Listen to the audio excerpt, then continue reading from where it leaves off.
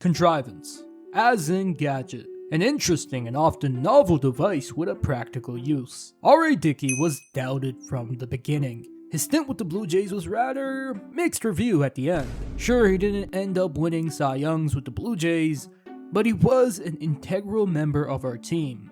He ate a lot of innings from 2013 to 2015, racking up 3 consecutive seasons with 200 plus innings pitched in blue. His contrivance pitch ended up being his fortune. We sit here today, as I like to call the now 51-year-old, if Gandalf ever needs a second actor, we have R.A Dickey. You shall not pass! He's a man who really made his hay with just one contrivance pitch. Now, how good was R.A Dickey? Well, like always, a like goes a long way, especially on these longer videos. Every like goes a long way, and I thank you as always. In 1974, in October, a young man by the name Robert Allen Dickey was born. So you guys see R.A Dickey. Growing up in rural Nashville on a farm, you'd think life was sunshine and rainbows. This is what John wanted. It was exactly the opposite for R.A Dickey. I don't want to get into the grotesque details of what he went through, but he went through some very horrific trauma during his childhood. I'll leave a link to an interview he did where he speaks about himself, or you can read his book. That works too. #reading is fun. R.A Dickey early on seemed like he'd make his mark with baseball, and it began at the University of Tennessee, where he became an All-American pitcher. Ever gone further in a game than this? Oh, in high school I went 14 innings once, but I don't want to do it again. Obviously coincided with becoming a top pitching prospect. He worked hard, countless hours, to get drafted by the Rangers in the first round, 18th overall, in 1996, 3 decades ago. After being drafted, a Rangers trainer saw something funny in a Team USA photo. Dickey's arm, especially near his elbow, looked kinda sus. What followed? An evaluation of his throwing arm revealed the worst words a young pitcher who just got drafted could hear. Tommy John? No.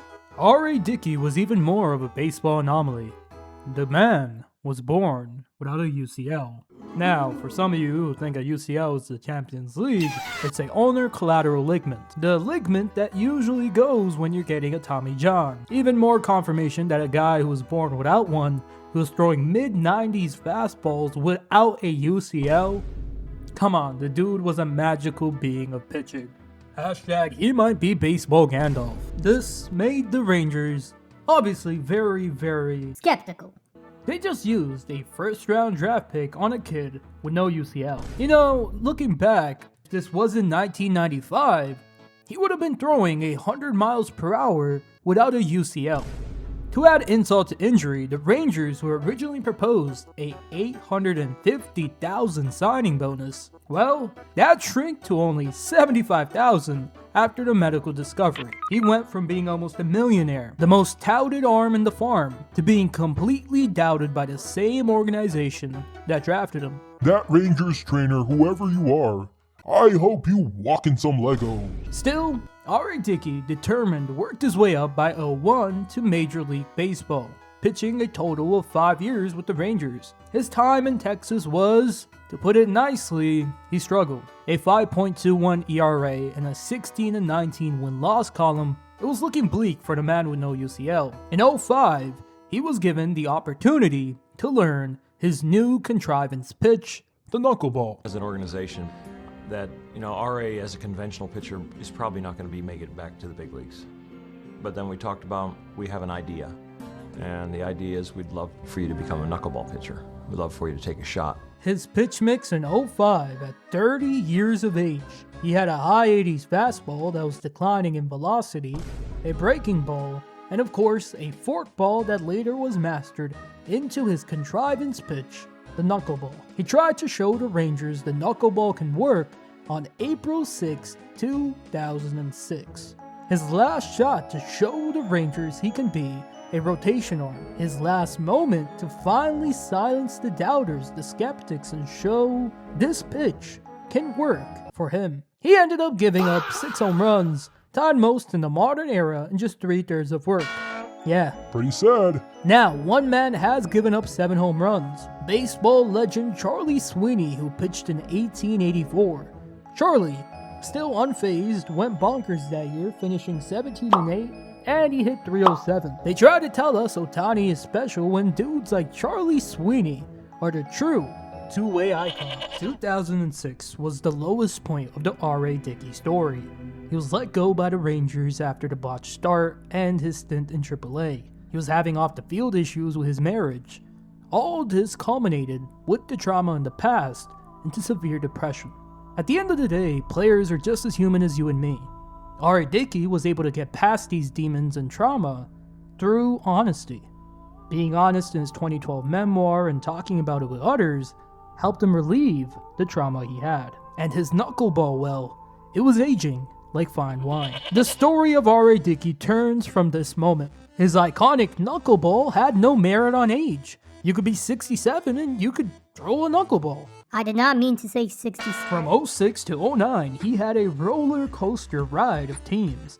For the 07 season, he signed with the solid AAA Brewers on a minor league season. Due to the Rule 5 draft, due to Spencer Miles, they decided to prioritize youth and DFA'd R.A Dickey in the 09 offseason. A decision the Twins live to regret. That was a whole lot of yap. For the 2010 season, he signed with the New York Mets on a minor league deal. The knuckleballer was only getting better. During his time with the Mets' AAA affiliate Buffalo Bisons, he dominated AAA hitters as a starter with a 2.23 ERA, 2 complete games, a hit away from a no-hitter, in 60 innings of work. In that very same game, he retired 27 straight batters. You see, I ain't great at physics, but let me give you the basics on the knuckleball. From a bird's eye view of an NPC who Plays the show sometimes. the pitch flutters, it darts down sometimes, and the amount of times the pitch has bullied me, you, your grandma on the show is unfair. If the pitch came out as a movie, it would be called The Unpredictable, starring R.A Dickey. The Mets had seen enough. With the team already in a dire state and this young, hotshot 35-year-old knocking on the door to play for the team, he got the call-up he wanted. And the knuckleballer, well, he was in essence balling. After his call-up, it was what we call a beautiful tenure as a New York Met. A 2.84 ERA in 2010 in 27 games, and the same success in 2011 where he pitched to a tune of 3.28 for an entire season. R.A Dickey had shown the world he was one of the most efficient and reliable pitchers in baseball. Realistically, he had nothing left to prove. The guy was winning in baseball. But the tale of 2012. A 20-6 record, the most strikeouts in the National League, beating out guys like Prime Kershaw, a young Johnny Cueto, NL leader in complete games, shutouts, and fun fact, Blue Jays' Brandon Morrow had 3 shutouts in 2012, his best statistical season. He had a game in 2010 where he had 17 strikeouts and was 1 out away from a no-hitter. Why? Injuries, why? The biggest stat of them all, for me, is the most innings pitched in the National League. He was a true ace. He played deep into games for a team that realistically would have had 50 wins if they didn't have R.A Dickey. This guy was 37 years old, living and dying by 1 pitch. The entire knuckleball community. Well, it's it's just, it gives us some real kind of oomph. I mean, as a knuckleball community, I feel like we're part of a progressive culture now where people can just evaluate you based on what you produce, whereas before people might have considered that pitch, a trick pitch or a pitch that isn't legitimate. I think tonight is a win for every knuckleballer that's ever walked the earth. I mean, it's a neat to be able to celebrate that with part of my family, and I really consider Tim Wakefield, Charlie Huff, Phil Necro, and others a part of that family.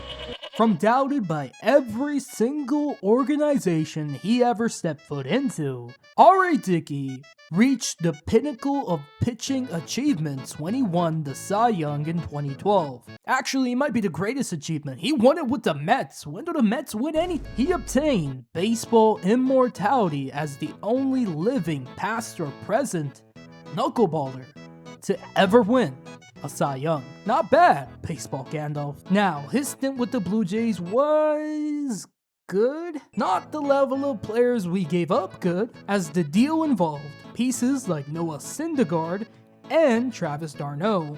We were stuck with Josh Tolley, the only catcher who can catch R.A. Dickey, coming back in the deal. Yahoo! In 2012, he signed a massive 2-year, $25 million deal with a team option with the Jays for 2016. Then again, the trade was a statement that the Blue Jays wanted to compete, and who better than the most unique pitcher in baseball who recently just won a Cy Young. R.A. Dickey's most iconic game as a Blue Jay would be Game 4 of the ALDS in 2015, a game in which he went 4 1/3, only gave up a run, and without that performance, there would be no Game 5 ALDS Jose Bautista moment. The butterfly effect. Shortly after 2016 and logging 3 seasons of over 200 innings pitched, he'd log some more innings with the Braves.